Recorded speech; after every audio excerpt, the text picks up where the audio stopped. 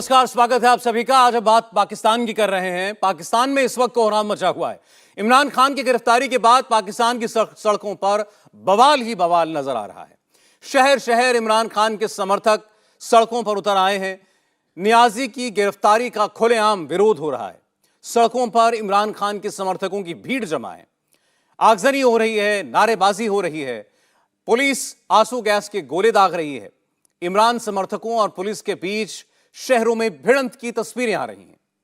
दूसरे शब्दों में कहें तो प्रधानमंत्री शहबाज शरीफ के खिलाफ इमरान समर्थकों में इस वक्त बेहद गुस्सा है। अभी की तस्वीर देखकर ऐसा लगता है कि मानो पाकिस्तान में गृह युद्ध के हालात पैदा हो गए हों। इमरान खान को अदालत में आज जमानत के दौरान, जब जमानत की प्रक्रिया चल रही थी, तब गिरफ्तार किया गया। पाकिस्तान की सेना ने कल ही कहा था कि इमरान जो कुछ कह रहे हैं, जो कुछ बयानबाजी कर रहे हैं, ऐसे में उनके खिलाफ एक्शन हो सकता है, और ऐसा ही हुआ। इमरान खान की पार्टी इमरान की गिरफ्तारी के बाद आग बबूला हो गई। इमरान की पार्टी के नेता कह रहे हैं कि उनके लीडर के साथ जुल्म हो रहा है और इसका खामियाजा शहबाज सरकार को भुगतना ही होगा।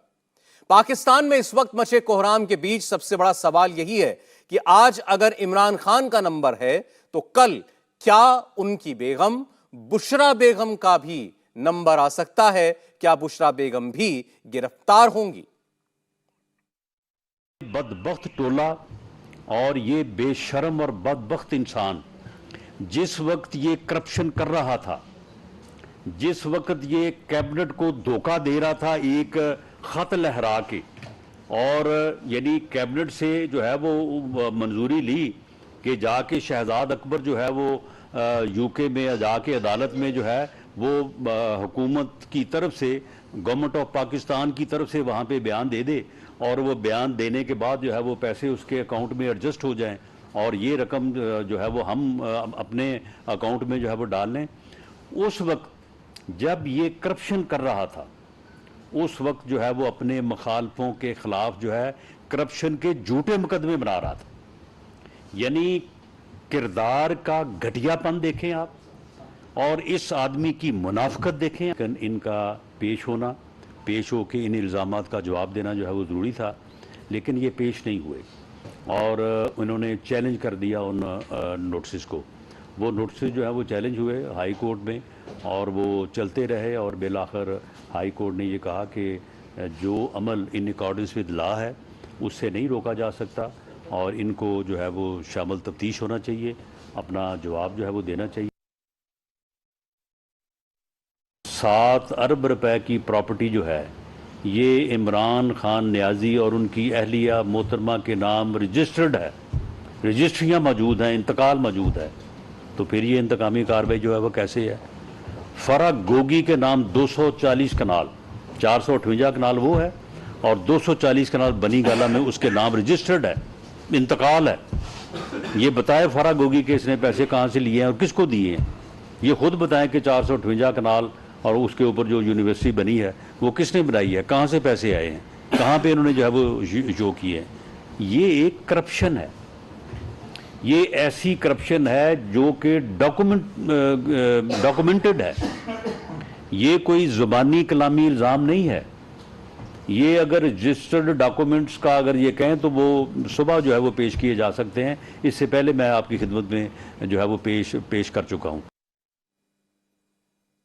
ये राना सनाउल्लाह को आप सुन रहे थे। ये पाकिस्तान के गृह मंत्री हैं और ये नाम ले रहे हैं इमरान खान का, उसी सांस में उनकी पत्नी का नाम भी ले रहे हैं, बुशरा बेगम का।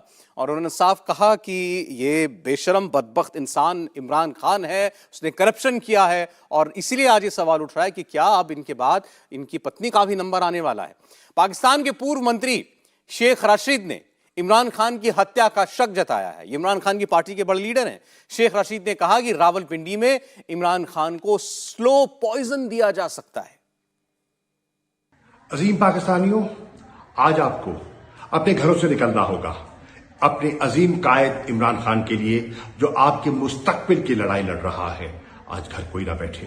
आज अगर आप पाकिस्तान को हकीकी आजादी की तरफ माइल करना चाहते हैं और एक नए पाकिस्तान की दाग बेल डालना चाहते हैं, तो निकलिए अपने बच्चों के साथ, अपनी फैमिलीज के साथ, अपने साथियों के साथ और इजहार यकजहती कीजिए इमरान खान के साथ। यौम मई की छुट्टी के दिन नैब का इमरान खान को गिरफ्तारी का हुक्मनामी जारी करना, ये उस हुकूमत के लिए ज़िल्लत और रुसवाई है जो लंदन में निगरान वज़ीर आला, वज़ीर आज़म, वज़रा की एक पूरी बारात बैठी हुई इस नज़ारे को देखना चाहती है, जो दुनिया के मीडिया पे इमरान खान को धक्के मारते हुए दिखाया जा रहा है। और ये ख्वाहिश कर रहे हैं कि जनाब हम जजों को चौकों में लटकाएंगे। ये बयान दे रहे हैं कि हम पब्लिक अकाउंट में थाने की तरह बुलाएंगे। इनकी अकल जवाब दे गई है। ये गुंडागर्दी है, फस्तायत है, बदमाशी है।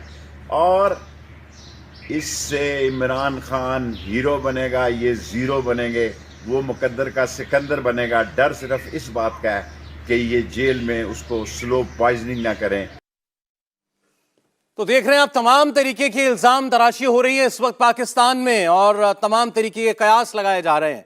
इमरान खान जेल में है, इमरान खान को अदालत में पेश किया जा सकता है। इमरान खान की गिरफ्तारी जिस तरीके से हुई है, इसको लेकर के वहां की अदालतें भी बड़ा सख्त रवैया इस वक्त अब दिखा रहे हैं। लेकिन सरकार की तरफ से उनके जो इंटीरियर मिनिस्टर हैं, वो जिस किस्म के शब्द इस्तेमाल कर रहे हैं इमरान खान के लिए, उसके बाद सरकार का रुख जो है वो भी बड़ा स्पष्ट है, बड़ा साफ है इमरान खान को लेकर। हमारे साथ 3 बड़े सीनियर मेहमान जुड़ रहे हैं, मैं स्वागत करना चाहता हूं उनका।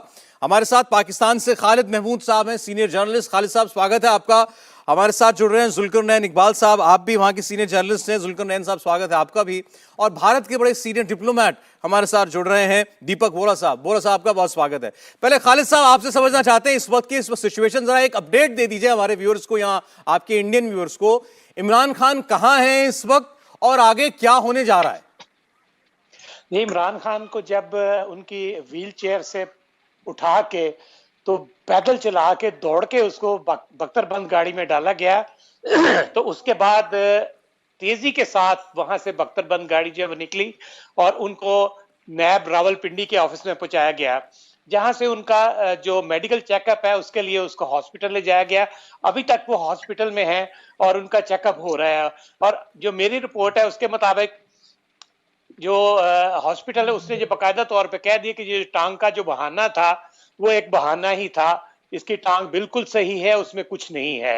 अब बाकायदा तौर पे ये केस तैयार हो रहा है और जिस तरीके से इमरान खान के वारंट गिरफ्तारी भी जारी थे और ये पेश नहीं हो रहे थे, ना सिर्फ ये कि पेश नहीं हो रहे थे बल्कि नोटिस भी वसूल नहीं कर रहे थे, तो आखिर 1 दफा, 2 दफा, 10 दफा, 15 दफा नोटिस भेजने के बाद नैब ने अपनी कार्रवाई तो करनी थी। उन्होंने रेंजर्स का सहारा लिया और आज उसको अदालत में, ये बदकिस्मती है कि अदालत के अंदर से रेंजर्स ने उसको गिरफ्तार किया और 2000 के करीब रेंजर्स जो हैं वो वहां पे मौजूद थे। ये पाकिस्तान की तारीख का ये एक बदतरीन वाकया, इससे माजी में इसकी मिसाल नहीं मिलती कि रेंजर्स हाई कोर्ट के ऊपर कब्जा कर ले और एक ऐसे शख्स को जो मुख्तलिफ मुकदमात में मतलूब है और उसके खिलाफ कार्रवाइयां जो भी हो रही हैं वो अदालतों के हुक्म के मुताबिक हो रही हैं। अगर वो पेश नहीं होना चाहते इमरान खान, तो ये उनका अपनी स्वाबदीता है, इसकी यकीनी तौर पे कार्रवाई बनती थी जो आज नैब ने की है और रेंजर्स के साथ मिलकर गिरफ्तारी पुलिस ने की।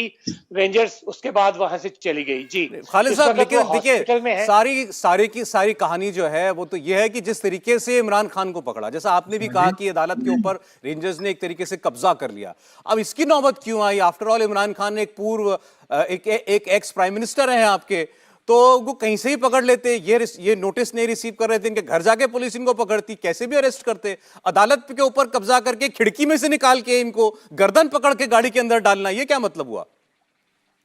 आपको याद होगा जब लाहौर में जमान पार्क में इनको गिरफ्तार करने की कोशिश की गई थी तो इन्होंने पुलिस के ऊपर पेट्रोल बम फेंके थे वहां से, जो ये भी एक अपने किस्म की नई मिसाल थी कि प्राइम मिनिस्टर, जो एक्स प्राइम मिनिस्टर है, उसके घर से पुलिस के ऊपर पेट्रोल बम जो है वो फेंका गया और जो खवातीन थी वहां पे उनको आगे कर दिया गया कि खवातीन का तो एहतराम पुलिस और रेंजर्स और कुछ भी हो वो करेगी। तो ये पुलिस को, ये खवातीन को ढाल बना के इन्होंने अपने आप को बचाया और चारपाई के नीचे ये कहा जा रहा है कि ये छुपे रहे, जैसा कि मरियम नवाज ये इल्जाम लगाती हैं। अब आपको याद होगा आसिफ अली जरदारी को भी गिरफ्तार किया गया था और जो नैब के लोग वहां गए थे, आसिफ अली जरदारी ने बाकायदा इज्जत के साथ उनको घर के अंदर रिसीव किया था, नोटिस रिसीव किया, उनको चाय पानी दी, खाना दिया और उसके बाद कहा जी चलें आपके साथ चलते हैं। ये लीडर ये होता है कि गिरफ्तार करने कोई आए तो वो इज्जत और एहतराम के साथ जाए, ऐसा नहीं कि आप छुपे रहें, नोटिस वसूल ना करें, खवातीन को ढाल बना लें और कहे कि जी मुझे कोई गिरफ्तार नहीं कर सकता। ये फौज का जो डर्टी हैरी जिसका नाम जो मेजर जनरल फैसल नसीर को इन्होंने कहा आज, ये कोई तरीका नहीं है कि एक हाजिर सर्विस मेजर जनरल को आप डर्टी हैरी कहें और उस पर इल्जाम लगाएं कि ये मुझे 2 दफा कत्ल करने की कोशिश कर चुका है। ये मैं आपको बताऊं कि अगर इतना बड़ा कमांडर 2 दफा नाकाम हुआ इनको कत्ल करने के लिए तो फिर वो कमांडर नहीं है, उसको फौज में भी रहने का हक नहीं है। ये ऐसे इल्जामात फौज को बदनाम करने के लिए जिस तरीके से इमरान खान दे रहे थे, इसके बारे में कल ISPR का प्रेस रिलीज तो आपने देखी थी, इसका रिजल्ट तो आना ही था। अब एक दिलचस्पी जो है वो इस बारे में जरूर है लोगों की कि किस केस में इमरान खान को गिरफ्तार किया गया है। इमरान खान तो बहुत सारे इल्जाम लगाते हैं, अभी मैं पढ़ रहा था इनके ऊपर लगभग 200 के करीब मुकदमे हैं। जुल्करनैन साहब जरा आपसे जानना चाहते हैं ये क्या केस है जिसमें इनको पकड़ा गया। अभी जो आपके इंटीरियर मिनिस्टर है राना सनाउल्लाह, उनका भी प्रेस कॉन्फ्रेंस हमने यहाँ दिखाया सुनाया था, उसमें वो इनकी वाइफ का भी जिक्र कर रहे थे कि दोनों हस्बैंड वाइफ के पास 600 अरब की प्रॉपर्टी रजिस्टर्ड है। देखिए, ये अल कादिर ट्रस्ट बेसिकली एक यूनिवर्सिटी थी। ट्रस्ट के लिए ये जमीन अलॉट हुई थी जिसके ऊपर यूनिवर्सिटी बनाई जानी थी और इस यूनिवर्सिटी के लिए जमीन अलॉट करने के केस में इमरान खान को गिरफ्तार किया गया है। नैब जो नेशनल अकाउंटेबिलिटी ब्यूरो है, जो सियासतदानों का और अवामी जो होते पे जितने भी लोग होते हैं पब्लिक ऑफिस होल्डर्स, उनका एहतसाब करने का एक इदारा है, उनकी अकाउंटेबिलिटी का ये इदारा है, उसकी जानिब से ये केस बनाया गया था जिसके अंदर इमरान खान को अरेस्ट किया गया है। इसमें जो नैब की जानिब से कॉल ऑफ नोटिस यानी तलबी के नोटिस इमरान खान को जारी किए गए थे पहले, जिसके ऊपर इमरान खान ने जो खुद नैब का प्रेस रिलीज आया है उसके मुताबिक कि इमरान खान ने प्रॉपरली उसका जवाब नहीं दिया था, कोई तसल्ली बख्श जवाब नहीं दे सके थे और वो ताउन नहीं कर रहे थे, तफ्तीश में शामिल तफ्तीश नहीं हो रहे थे, जिस वजह से गिरफ्तार किया गया। अब जो है जो गिरफ्तारी का उसके ऊपर सवाल उठता है कि जब हाई कोर्ट के अहाते के अंदर से, हाई कोर्ट की प्रेमिसेस से उनको गिरफ्तार किया गया है, जिसके ऊपर काफी तनकीद हो रही, जो कि लीगली करेक्ट भी नहीं है, क्योंकि जब कोई बंदा अपने आप को सरेंडर करता है कोर्ट के सामने, लॉ इंडिया और पाकिस्तान का ऑलमोस्ट सेम है कि जब कोई कोर्ट के सामने खुद को सरेंडर करने के लिए आता है तो उस वक्त वो कोर्ट की कस्टडी में आ जाता है, तो फिर कोर्ट उसको अरेस्ट नहीं होने देती, अनलेस एंड कोर्ट ऑर्डर करे कि उसकी बेल उसको नहीं मिल रही, लिहाजा इसको अरेस्ट कर लिया जाता है। फिर एक बार वो अरेस्ट हो जाए फिर एक से दूसरा इदारा जिसकी मैं जी ठीक है, एक खबर जो आ रही है एक बार मैं जरा उसके बारे में दर्शकों को बता दूं फिर आपके पास मैं लौटता हूं कि लाहौर और रावलपिंडी में जबरदस्त प्रदर्शन हो रहे हैं। इमरान खान ने अपने एक रिकॉर्डेड वीडियो में जब अरेस्ट हुए उसके बाद उनकी पार्टी ने वीडियो जारी किया, उसमें उन्होंने कॉल दी थी कि अब सड़कों पर उतरिए, उनकी पार्टी ने भी कहा था और तमाम शहरों में उनकी लोग जो हैं बाहर निकल रहे हैं। और ये भी खबर आ रही है कि रावलपिंडी में लोग बाहर निकल रहे हैं और उनके जो पार्टी के लीडर्स हैं वो कोशिश कर रहे हैं शायद कि लोगों को ले जाया जाए आर्मी हेडक्वार्टर की तरफ, लाहौर में कोर कमांडर के घर की तरफ लोगों को बढ़ने के लिए जो उकसाया जा रहा है। एक बार राना अली ज़ोएब भी हमारे साथ जुड़ गए, सीनियर जर्नलिस्ट। राना साहब स्वागत है आपका। कोई अपडेट हमें दे सकते हैं कि ये आर्मी के खिलाफ तो पता नहीं क्या कुछ कहते रहे हैं इमरान खान साहब, लेकिन क्या ये अपने लोगों को भड़का भी सकते हैं इस हद तक कि वो ऐसे आर्मी इंस्टॉलेशंस के सामने जाकर के एहतजाज करें? सौरभ साहब बहुत शुक्रिया। सबसे पहले तो मैं आपको ये बता दूं कि ये पहला वाकया नहीं है कि जब इमरान खान की तरफ से या उनकी पार्टी के किसी लीडर की तरफ से आर्मी पर अटैक ना किया गया हो। ये पहला वाकया नहीं है जिसका आप जिक्र कर रहे हैं। तो ये अभी अभी जो डॉक्टर यास्मीन राशिद हैं, जो उनके पीटीआई के मतलब कि यहाँ पे लाहौर के उनके बड़ी फीमेल एक्टिव लीडर हैं, उनकी तरफ से ये लाहौर के जितने भी प्रोटेस्टर्स हैं जो प्रोटेस्ट कर रहे हैं लोग, उनको उकसाया गया है, डेफिनेटली ये उकसाया गया है और उनको ये कहा गया है कि वो लाहौर के जो कोर कमांडर लाहौर हैं उनके घर की तरफ या उनके ऑफिस की तरफ अपना जो काफिला है वो वहां पे चलाएं। तो ये अल्टीमेटली एक कोशिश ये की जा रही है उनके पीटीआई की लीडरशिप की तरफ से जो बाहर है, क्योंकि बजाते खुद इमरान खान साहब तो अभी अंदर हैं, उनको अरेस्ट कर लिया गया, लेकिन जो बाहर आउट है लीडरशिप, जो बाहर सड़कों पर मौजूद है, उनकी कोशिश यही है कि वो लोगों को किसी तरीके से लड़वा दें, आपस में लड़वा दें, हालात कशीदा करें, अपना एहतजाज रिकॉर्ड करवाएं, लेकिन फौज के सामने खड़ा करने वाली जो बात है ना, आर्मी के सामने खड़ा करना, ये बहुत उनकी एक गलत हरकत है। इस तरह के मामला जो है ना वो पाकिस्तान के लोगों को नुकसान पहुंचाते हैं। हमारी जो लॉ एंड ऑर्डर की सिचुएशन है उसको मतलब कि खराब करने की बातें हैं। तो ये पहला वाकया नहीं है, ये इससे पहले भी करते आए हैं। लेकिन जो लॉ एंड ऑर्डर को कंट्रोल करने वाले अदारे हैं, पुलिस है, रेंजर्स हैं, वो बिल्कुल अपनी हरकत में आ चुके हैं। उनकी कोशिश यही है कि जहां पे भी इस तरह के हालात हों उनको अच्छे तरीके से कंट्रोल किया जाए। जी ठीक। एक बार दीपक साहब का मैं रिएक्शन लेना चाहता हूं। दीपक साहब, जो पाकिस्तान में इस वक्त हो रहा है, इमरान खान जिस हद तक लेकर के जा चुके हैं अपनी पॉलिटिक्स को और देश की अपनी राजनीति को, यहां से आगे क्या नजर आ रहा है आपको? आभारी हूँ सर, आपने ये मौका दिया, बहुत अच्छा लगता है, आपसे बहुत कुछ सीखता हूँ, विशेष मेहमानों से बहुत कुछ सीखता हूँ। मैं इस समय न्यूयॉर्क में हूँ, आप मेरे पीछे देख रहे हैं, जहाँ पे मैं ठहरा हुआ हूँ मैनहट्टन में। और यहाँ सुबह के 8:40 हुए हैं। तापमान 15 डिग्री का है, लेकिन पाकिस्तान में लगता है कि बहुत गर्मी चल रही है। ये मैंने पहले देखा हुआ है सर, सिर्फ पाकिस्तान में नहीं, बहुत से देशों में। एक चीज कहना चाहता हूँ सर, शेक्सपियर के रोमान हैमलेट में कहा गया है कि जब मुसीबत आती है अकेली नहीं आती, बटालियन में आती है। पाकिस्तान पे आप जानते हैं इकोनॉमिक सिचुएशन, सिक्योरिटी सिचुएशन, जो बाढ़ आई थी पिछले, सब कुछ है, उसके ऊपर एक बहुत डेंजरस पॉलिटिकल क्राइसिस है। और अब लोग सर सड़कों पे उतर आए हैं, जिसे अंग्रेजी में हम कहते हैं taking to the streets. Taking to the streets का मतलब होता है अगला स्टेप होगा, एक ही संस्था है उस देश में या किसी देश में जहां पर इस टाइप की इंस्टेबिलिटी होती है, लोग कहते हैं भाई ये एक संस्था जो वर्दी पहनती है, मिलिट्री, वो आइए टेक ओवर करिए। हमें डेमोक्रेसी गई न्यूयॉर्क की पिज्जा हट में खाने के लिए, हमें स्टेबिलिटी चाहिए, हमें शांति चाहिए, ताकि हम अपनी जिंदगी जी सके। मैं देखता हूं सर, लोग सड़कों पे जो उतर आए हैं, गाली गलौज जो हो रहा है, गटर लेवल डायलॉग जो हो रहा है, अब मिलिट्री टेक ओवर, मुझे लगता है सर, ये मेरी ओपिनियन है, लाजमी है सर। भारत में जो हमारी कमजोरियां हैं, हमारे मेहमान एक है पाकिस्तान से, वो बहुत गाली गलौज करेंगे, कभी ये बात करेंगे, कभी वो बात करेंगे, लेकिन हकीकत ये है हमें भी तकलीफ होती है। आप लोग हमारे पड़ोसी हैं, वी विश यू वेल, हम आपको इटर्नल एनिमी नहीं मानते, लेकिन आप जो अपने आप का नुकसान कर रहे हैं, you are hurting yourself sir, अपने आप को संभालिए। इरशाद अहमद खान साहब जो हैं शहबाज शरीफ साहब की पार्टी से हैं, पीएमएलएन से। सर स्वागत है आपका भी। जिस ओर इशारा कर रहे हैं दीपक साहब, आज आप जिस तरीके से गिरफ्तारी इमरान खान की हुई है, क्या आपकी सरकार ने, आपकी गवर्नमेंट ने खुद पाकिस्तान को एक पॉलिटिकल टर्मोइल की ओर धकेल दिया है? बहुत शुक्रिया जी। पहले तो मैं ये कहूंगा, बोरा साहब का शुक्रिया अदा करूंगा। बोरा साहब, मैं कभी भी गलत बोलता नहीं हूँ और जवाब देता हूँ और सही जवाब देता हूँ। हकीकत पे मबनी जवाब होता है मेरा हमेशा।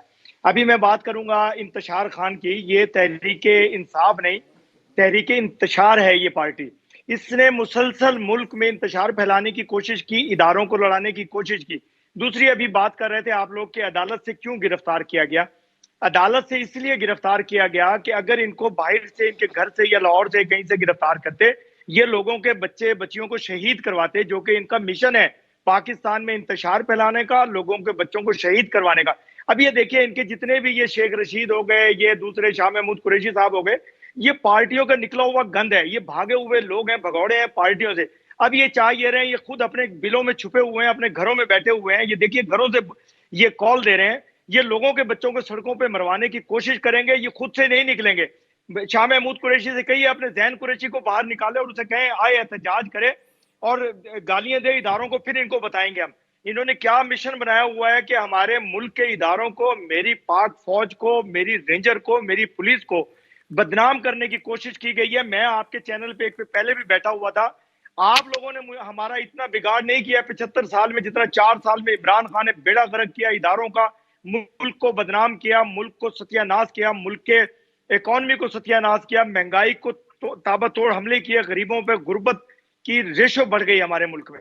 और दूसरी बात यह है कि ये जो कुछ आज हुआ, ये 2 साल पहले होना चाहिए था, 3 साल पहले इनके साथ होना चाहिए था। लेकिन हमारे इदारे चाहते ये थे कि शायद ये इंसान बन जाए, शायद ये इंसान बन जाए, लेकिन वो दुम जो होती है वो टेढ़ी रहती है, कभी भी सीधी नहीं होती है। दूसरी बात ये है, ये लीडर नहीं गीदड़ है। ये गीदड़ ऐसे है कि इसने गटर की बाल्टी सर पे डाली हुई है पिछले 1 साल से, जब से इसकी हुकूमत खत्म हुई है। ये गटर से बाहर नहीं आ रहा है। दूसरी बात यह है कि खुदा करे कि ये अभी भी संभल जाए, क्योंकि मैं ये देख रहा हूँ मुसलसल के इसको, नाउज़ुबिल्लाह मेरी जुबान गंदी होगी, कि इसके जो कार्यकर्ता हैं, जो कि इसके पैरोल पे हैं, जो इससे तनख्वाह लेते हैं, इसको पैगंबरों का दर्जा देने पर तुले हुए हैं। खुदा ना खास्ता अल्लाह ना करे कि ऐसा वक्त आए मुसलमानों पे कि ऐसा मनहूस आदमी जो अपने नाम के साथ इस तरह के लफ्ज इस्तेमाल करवा रहा है। और ये जो बच्चे हैं, हम ये चाहते ये हैं, हुकूमत ये चाहती है, इदारे ये चाहते हैं कि ये जिन बच्चों को बाहर निकालने की कोशिश कर रहे हैं, ये बच्चों की शहादतें करवाने की कोशिश कर रहे हैं, लोगों की इमलाक जलवाने की कोशिश कर रहे हैं, मुल्क में इंतशार फैलाने की कोशिश कर रहे हैं, लेकिन ये कामयाब नहीं होंगे। मैं इस्लामाबाद में हूं, मैं अभी इस्लामाबाद इरशाद साहब, मैं तो आपसे ये पूछना चाहता हूं, में ये समझना चाहता हूं कि बहुत सारे लोगों का ये मानना है, हिंदुस्तान में भी ऐसे बहुत से लोग हैं जिनको ऐसा लगता होगा कि ये कदम जो आपने उठाया है इससे इमरान खान की लोकप्रियता, इमरान खान की पॉपुलैरिटी पाकिस्तान में और ना बढ़ जाए। ऐसा तो नहीं है कि कहीं आपकी पार्टी इलेक्शन से भागना चाहती है, जो इमरान खान कहते हैं आज इलेक्शन हो जाए तो क्या इमरान खान की पार्टी जीत जाएगी? पाकिस्तान के हालात क्या हैं ये मैं आपसे समझना चाहता हूं। एक बहुत छोटे से ब्रेक के बाद लौट रहा हूं। एक बार फिर आपका स्वागत है। बात कर रहे हैं पाकिस्तान के इस वक्त के बने हुए सियासी हालात पर। हमारे साथ कई सीनियर मेहमान हैं। खालिद महमूद साहब वरिष्ठ पत्रकार हैं वहां से, वो हमारे साथ जुड़े हुए हैं। राना अली ज़ोहेब जी हमारे साथ जुड़े हुए हैं, पाकिस्तान से सीनियर जर्नलिस्ट हैं। जुल्करनैन इकबाल साहब हमारे साथ हैं। इरशाद अहमद खान साहब PML नवाज पार्टी से हमारे साथ इस वक्त जुड़े हुए हैं। दीपक वोरा साहब हमारे यहाँ भारत से सीनियर डिप्लोमैट, वो हमारे साथ जुड़े हुए हैं। और अब हमारे साथ जुड़ रहे हैं अब्दुल समद याकूब जी, PTI यानी इमरान खान साहब की पार्टी के लीडर हैं। अब्दुल साहब का स्वागत है। अभी आपसे पहले हम लोग यहाँ डिस्कशन कर रहे थे और सब लोगों का मानना ये था कि जिस तरीके से गिरफ्तार किया गया। आवाज जरा कम आ रही है, थोड़ा आवाज को इम्प्रूव कर लीजिएगा, मुझे बहुत सुनाई नहीं दे रहा। अच्छा ठीक है सर, मैं इसको ठीक करता हूं, तब तक थोड़ा लाउडली बोल रहा हूं अगर आपको सुनाई दे जाए। यहां डिस्कशन ये हो रही थी कि इस तरीके से गिरफ्तार ना करते तो कोई और चारा नहीं था, क्योंकि करप्शन का केस है। इमरान खान नोटिस रिसीव नहीं कर रहे थे और उनके घर पर जाकर पुलिस पहले देख चुकी थी। वहां उन्होंने लोगों को ही पुलिस के साथ भिड़ा दिया, पेट्रोल बम से हमला कराया पुलिस पर। इसलिए जो कुछ हुआ, जिस तरीके से ये यही चारा था उनको गिरफ्तार करने का और जायज था। देखिए सौरभ, 140 केस हो जिसमें टेररिज्म के चार्जेस भी हों और 140 केस अगर आपके ऊपर कर दिए जाएं और रोज किसी न किसी कोर्ट में अगर आपकी हेयरिंग हो, तो मेरा नहीं ख्याल कि ह्यूमनली पॉसिबल हो सकता है किसी भी शख्स के लिए कि वो 140 केसेस में अपेयर हो डिफरेंट कोर्ट्स के अंदर, लाहौर में पेश हो, फिर इस्लामाबाद में पेश हो। और पेश ना होने वाली कोई बात नहीं है। अगर उनको अरेस्ट किया गया है तो कोर्ट से ही किया गया है, उनको जुडिशियल कॉम्प्लेक्स से ही अरेस्ट किया गया है। ये कहना कि जी वो पेश नहीं हो रहे थे, मसला ये है कि जब भुट्टो को फांसी दी गई थी तो भुट्टो को भी एक फॉल्स एलिगेशन में, एक फॉल्स केस में उनको वो किया था। जब मसला माइनस करना हो, आपको पॉलिटिक्स से एलिमिनेट करना हो, तो फिर केस तो कुछ भी बन सकता है, मेरे ऊपर भी बन सकता है, 140 केसेस भी बन सकते हैं। तो ये तो और इनको पता था कि एजिटेशन होगी, कन्फ्रंटेशन होगी। ये लोगों की ये रेड लाइन है इमरान खान, अगर आप क्रॉस करेंगे मुल्क में लॉ एंड ऑर्डर का मसला होगा।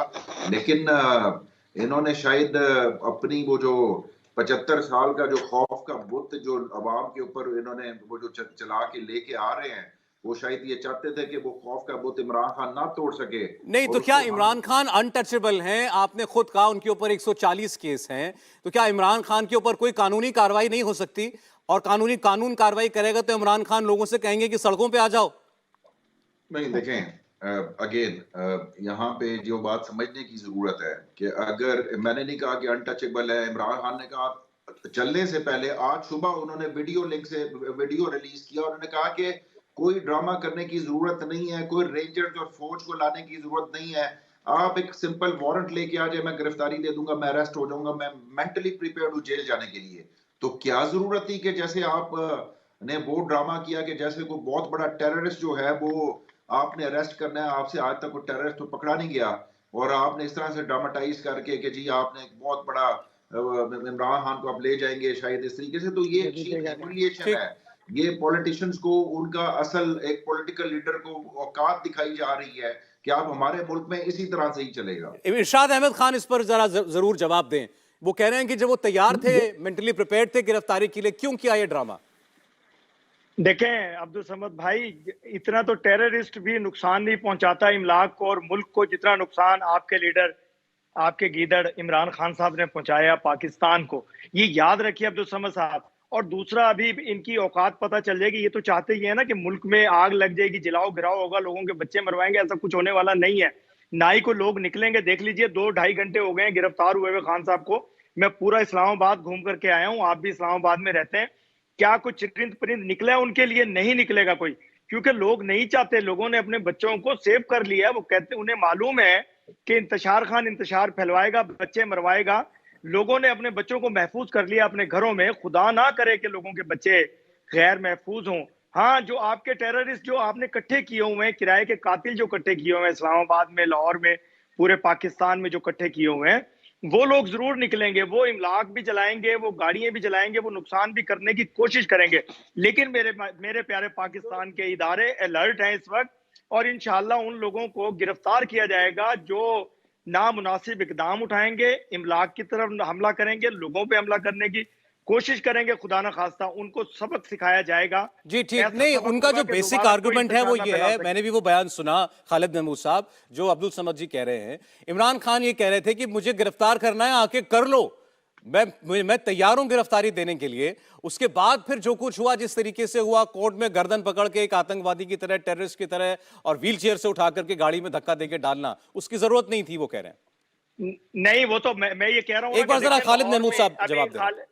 अच्छा, ठीक, खालिद साहब दीजिए जवाब। खान को अगर ये मालूम होता कि आज उनको गिरफ्तार कर लिया जाएगा तो वो शायद जाते ही ना। ये जिसको कहते हैं धोखे में मारे गए हैं। इनको अंदाजा नहीं था कि आज इनकी गिरफ्तारी होगी, क्योंकि जिस तरीके से सुप्रीम कोर्ट के 8 जजेस जो हैं उनको मैं तौहीन अदालत का मुर्तकब ना हो जाऊं, इन्होंने बाकायदा तौर पे उनको भी अपने पार्टी का वर्कर ही समझा है। 15 में से 8 जजेस, चीफ जस्टिस समेत, भला ऐसे होता है कि आप पेश भी ना हो और आपकी जमानत हो जाए? भाई, मैं बाहर जाके किसी को थप्पड़ मारता हूं, मुझे अरेस्ट कर लेते हैं, तो मेरा ख्याल है पुलिस मुझे छोड़ेगी भी नहीं। इसके ऊपर 140 से ज्यादा मुकदमे, समद साहब 40 कह रहे हैं, 160 से ज्यादा मुकदमे इसके ऊपर। और ये क्यों हैं? और अगर हैं तो पुलिस उसको गिरफ्तार क्यों नहीं करती? अरे भाई, खुद पेश हो कि भाई मेरे खिलाफ मुकदमे हैं, मैं गिरफ्तार होना चाहता हूं, मुझे मेरे सारे मुकदमे खाली करो। नवाज शरीफ ने सारे मुकदमात, शहबाज शरीफ ने जितने भी मुकदमात थे उसमें हाजिरी दी, उसके बाद उसमें बरी हुए, जमानतें हुई, स्टे लिए, और फिर वो बाहर चले गए। भाई, आपने तो मेरा ख्याल है पिछले 1 साल तक 8 महीने 10 महीने आपने अदालत में पेश नहीं हुए। आपने कहा जी आप अदालत के जजेस जो मेरे साथ हैं, आप जो मर्जी करते फिरें। आज ये देखें ना, आज जिस तरीके से इसको गिरफ्तार किया है chief justice Islamabad high court Umar Farooq जो है, उन्होंने कहा जी बहाना बनाया कि सुप्रीम को इस्लामाबाद हाई कोर्ट के अंदर जो कुछ हुआ वो कैसे हुआ, और साथ ही ये पूछ लिया कि इसको गिरफ्तार किसने किया। तो सारी दुनिया को पता है नैब के केसेस हैं। आपने 7 अरब रुपए की जो करप्शन की है आपके एक प्रॉपर्टी टाइकून के साथ मिलके, और वो प्रॉपर्टी टाइकून है ही इस तरह का कि जो भी प्राइम मिनिस्टर होता है उसके साथ होता है। मैं तो ये कहूंगा कि वो प्रॉपर्टी टाइकून इस वक्त शहबाज शरीफ को भी सपोर्ट कर रहा होगा, उसने मुशर्रफ को भी सपोर्ट किया।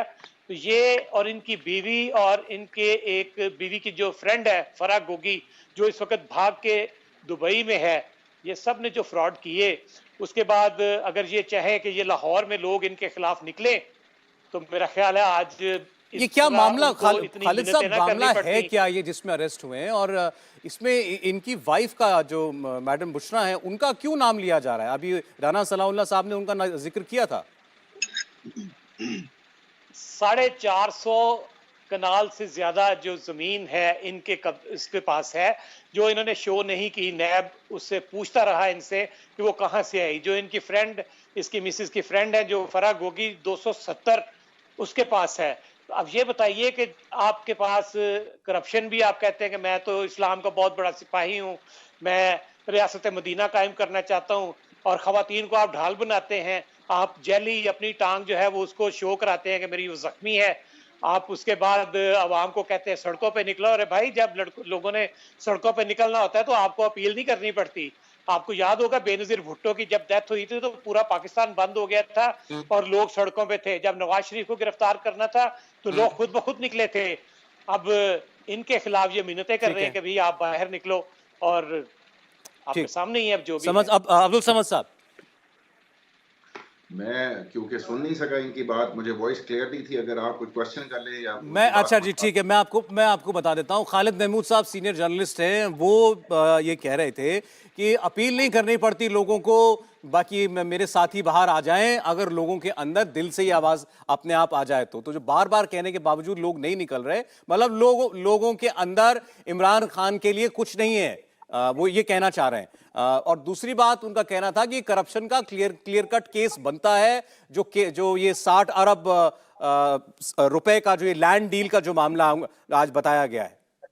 यानी खालिद साहब कह रहे हैं कि लोग नहीं निकले, अपील करनी पड़ी और लोगों को फिर मजबूरन चंद लोग बाहर निकले, और वो जो चंद लोग निकले हैं वो कोई इतनी खतरे वाली बात नहीं है। तो मेरे ख्याल में खालिद साहब को जो है ना वो या तो जरा मेरे बुजुर्ग है, हम नहीं उनके बारे में मैं कोई ऐसे कमेंट करना चाहता, लेकिन हालात बरअक्स हैं। रियलाइजेशन की जरूरत है, हकीकत को एक्सेप्ट करने की जरूरत है खालिद साहब, कि अब एक्सेप्ट कर ले कि जो मेजॉरिटी है, जो मेजॉरिटी इस वक्त लोग की है, वो अगर आप इसको निगेट करेंगे, स्टेट ऑफ डिनाइल में रहेंगे, तो फिर आप 71 जैसे हालात पैदा करेंगे।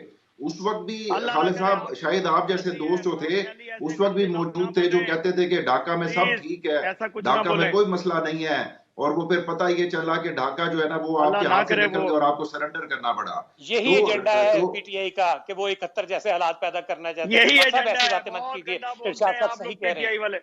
मुझे खालिद साहब की बात नहीं आ रही, ऐसे गंदे लफ्ज ना बोले। अरे वो एतराज देखिए, आपने 71 का नाम लिया तो इरशाद अहमद खान और खालिद महमूद दोनों ने कहा कि यही आपका असल एजेंडा है, 71 जैसे हालात पैदा करना।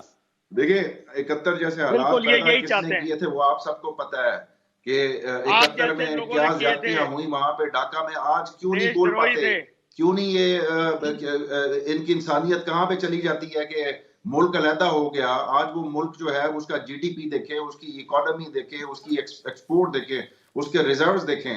यानी कि आज बांग्लादेश भी हमारे साथ होता तो शायद वो भी आटे की लाइनों में खड़े होते।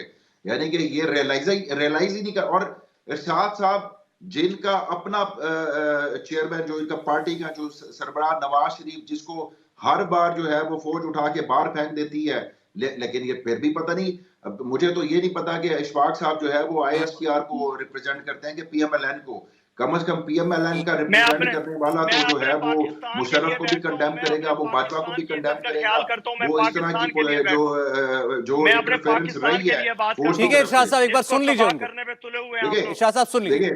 देखिए मसला, मुझे खालिद साहब या इरशाद साहब, मैं कम से कम इनको, खालिद साहब एक साफी हैं, लेकिन इरशाद साहब तो मैं क्लियरली बताऊं कि ये पीएमएलएन को तो रिप्रेजेंट नहीं कर रहे इस वक्त, ये पिंडी को रिप्रेजेंट कर रहे हैं। और इसमें कोई शक या शुबे वाली बात नहीं है कि अगर आपने उनका तर्जमान होना है या आईएसपीआर की तरफ से अगर आपको भेजा गया है तो फिर आप ठीक है, फिर आपसे क्या बहस करनी।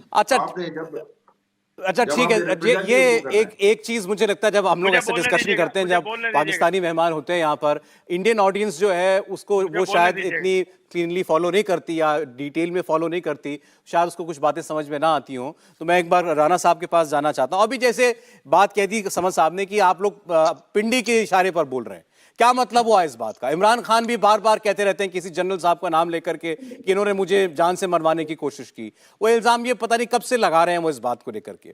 तो आज उनकी पार्टी कहां स्टैंड करती है, वो कहां खड़ी है, और जो मौजूदा गवर्नमेंट है वो कहां खड़ी है? राना अली जोएब जी। सौरव साहब, मैं ना एक्चुअली सब हमारे जो मेहमान हैं उनकी सब की बातें सुन रहा था, लेकिन एक छोटी सी ना मैं गुजारिश आपसे ये कर दूं कि आपने 2-3 दफा ये क्वेश्चन किया कि उन पे केस है क्या इमरान खान पे, वो किस केस में आज अरेस्ट हुए हैं। तो थोड़ी सी जस्ट क्विकली मैं आपको डिटेल बता देता हूं कि जब इमरान खान प्राइम मिनिस्टर थे तो उनके पीएम होते हुए जो जिस प्रॉपर्टी टाइकून की बात की जा रही है मलिक रियाज की, यूके में उनकी को 50 अरब रुपए की मनी लॉन्ड्रिंग पकड़ी गई। यूके की नेशनल क्राइम एजेंसी ने वो पैसा उठा के पाकिस्तान को वापस किया। जब वो पैसा पाकिस्तान में वापस आया तो इमरान खान प्राइम मिनिस्टर थे, इन्होंने मलिक रियाज को फेवर देने के लिए अपनी कैबिनेट की मीटिंग बुलाई और उनके सामने एक बंद लिफाफा रखा। उन्हें कहा जी इसको पढ़ना नहीं, बस ऊपर साइन कर दीजिए कि आपने इसको मंजूर कर दिया। वो मंजूरी ये थी कि इस पैसे को वापस जिस बंदे का है उसको दे दिया जाए। उसने क्या किया कि मलिक रियाज ने उस फेवर के बदले में इमरान खान और इनकी बेगम जो बुशरा बीबी हैं और इनके जो दोस्त थे बैरिस्टर शहजाद अकबर, जो नैब के उस वक्त तर्जमान भी थे, उन्होंने इन तीनों को 460 कनाल की जगह अलॉट की, जिस जगह को इन्होंने इमरान खान ने अल कादर ट्रस्ट के नाम पर ली। उस वक्त अल कादर ट्रस्ट बना नहीं था। इन्होंने क्या किया कि उस बंदे ने, मलिक रियाज ने, वो जमीन सारी जुल्फी बुखारी के नाम पे ट्रांसफर कर दी। जुल्फी बुखारी ने वो जमीन वापस उठा के जब अल कादर ट्रस्ट बन गया तो उस ट्रस्ट को दे दी। हुआ ये कि ये जो 50 अरब रुपया था ये पाकिस्तानी खजाने में जाना चाहिए था, जबकि इमरान खान ने मिलकर अपनी फेवर में और पैसे खाने के चक्करों में इन्होंने वो पैसा उठा के उसी बंदे को वापस कर दिया। यानी कि पैसा हमें बाहर का मुल्क वापस कर रहे हैं, हमने फेवर करके उसके हक में दे दिया। अब ये केस जो है, जब इसकी गवर्नमेंट गई तो नून लीग जो इस वक्त पीडीएम की गवर्नमेंट है, उन्होंने इमरान खान, इनकी अहलिया बुशरा बीबी, फराह गोगी और शहजाद अकबर, इनके खिलाफ फिर ये केस जो है वो फाइल किया। इस केस में आज इमरान खान को अरेस्ट किया गया। तो इमरान खान जब ये कहते हैं कि ये मैं तो जानता हूं कि ये मुझे किसी ना किसी नकली बनावटी केस में गिरफ्तार करेंगे ही, तो वो झूठ बोल रहे हैं। ये कोई नकली, ये कोई नया केस नहीं है। ये आपके यहाँ पाकिस्तान में सब लोग इसको जानते हैं, केस कब का मामला है, ये डिस्कस होता आया है। ये बिल्कुल जब इमरान खान प्राइम मिनिस्टर थे, ये उसी वक्त इसकी इंक्वायरी शुरू हो गई थी। नैब ने उसी टाइम पे इंक्वायरी शुरू कर दी थी इस केस में, लेकिन इस इंक्वायरी को इन्वेस्टिगेशन में उन्होंने उस वक्त तब्दील किया जब इमरान खान की गवर्नमेंट चली गई थी। क्योंकि बजाहिर भी बहरहाल एक प्राइम मिनिस्टर अगर सीट पे बैठा है तो उसका कुछ ना कुछ तो असर और रसूख होगा। क्या इसमें उनकी वाइफ भी अक्यूज्ड है? उनकी वाइफ बुशरा बीबी, फराह गोगी, शहजाद अकबर, मलिक रियाज और इमरान खान, ये 5 लोग हैं इस केस के अंदर। इंडिया टीवी हर वक्त हर जगह डाउनलोड करने के लिए सर्च करें India TV news Google play store या ऐप स्टोर पर।